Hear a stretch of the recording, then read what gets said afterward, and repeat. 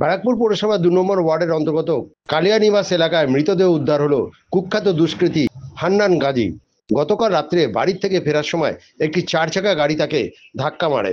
গাড়িটি পুনরায় ঘুরে আসে সেই যুবককে আবারও ধাক্কা মারে। ঘটনাস্থল থেকে তাকে প্রথমে ব্যারাকপুর একটি বেসরকারি হাসপাতালে, ব্যারাকপুর বিএন বোস মহকুমা হাসপাতালে নিয়ে গেলে তাকে মৃত বলে ঘোষণা করে এক প্রত্যক্ষদর্শী যুবক। জানায় প্রাথমিকভাবে তাদের মনে হচ্ছে এটি দুর্ঘটনা নয়, খুন করা হয়েছে হান্নানকে।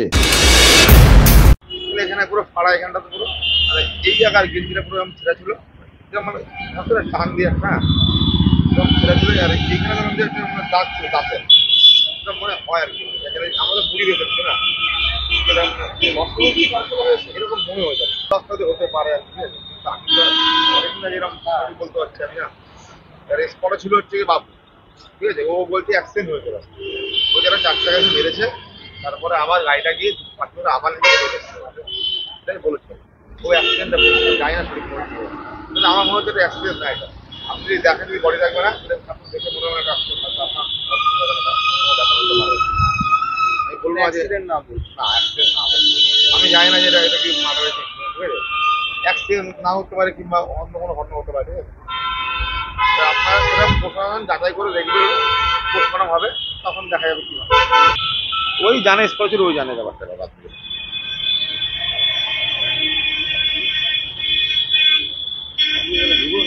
না না, হ্যাঁ, আমার সাথে আমরা রাস্তাতে হেঁটে হেঁটে যাচ্ছিলাম। আমার একটা শিশু স্কুল আছে, স্কুলের পাশে রাস্তা দিয়ে যাচ্ছি, নর্মাল রোড। আমি একটু আগে পিছনে ছিলাম, আমরা যেমন যাই নর্মাল রোডে যেমন যাওয়া হয় তেমন যাচ্ছি। একটা পরিপূরকের সময় মতন এসে পিছন থেকে সেরকম রানিংয়ে প্রেশারে মারলো, মেরে চলে গেল। আর তখন উনি আমার সামনে পড়ে গেল।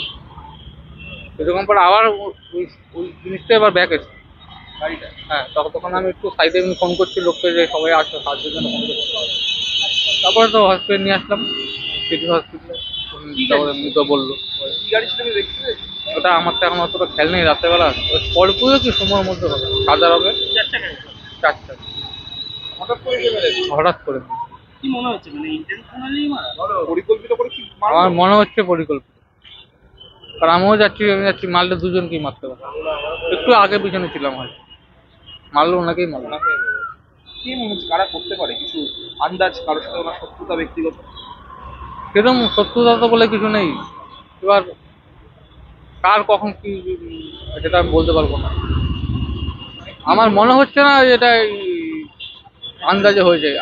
ইঞ্জিন যদি নর্মাল হয় মাত্র দুজনকে ধাক্কা মারতে পারত, একা ওনাকেই মারলো কেন? তোমরা কি হেঁটে?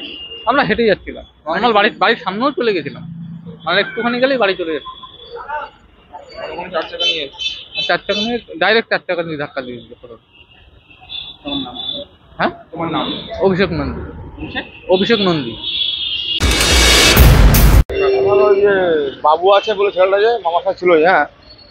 তো ও আমাকে ঠিক ফোন করে, তখন 1:30 বাজে ফোন করছে, এরকম অ্যাক্সিডেন্ট হয়েছে বলেছে, ঠিক আছে। আচ্ছা, আমি খবর পেয়ে আমি আমার কয়েকজনকে ফোন করলাম, জেনে আসতো যত টুকুন দেখতে কি হয়েছে। তো কিছুদিন পর শুনলাম কি এরকম, মানে একটা 40-45 না শুনলাম যে মারা গেছে বাবা। তো যা সিমটম দেখলাম ওটা অ্যাক্সিডেন্ট না, ওটা আমার সাথে অ্যাক্সিডেন্ট আমার জন্য গাড়িতে 4 চাকা মানুষ ছিটিয়ে পড়বে কি সেচেরে যাবে, একটা যেটা হয় মানে।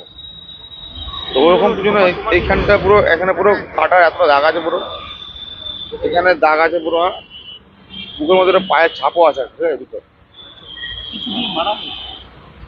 আমার সম্ভবত কিছু মারা হয়েছে মনে হচ্ছে।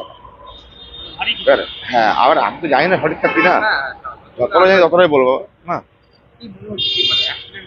আমার তো মনে হচ্ছে অ্যাক্সিডেন্ট হয়নি, মনে হচ্ছে মারা হয়েছে। আমি তো আর মানে মানে ডাক্তার না, মানে এই না যে আমি কিছু বলে বলবো। আমার সন্দেহ দেখে যেটা মনে হলো আর কি। আমার নাম মুস্তাফা গাজী, আমার ভাগনা হয়।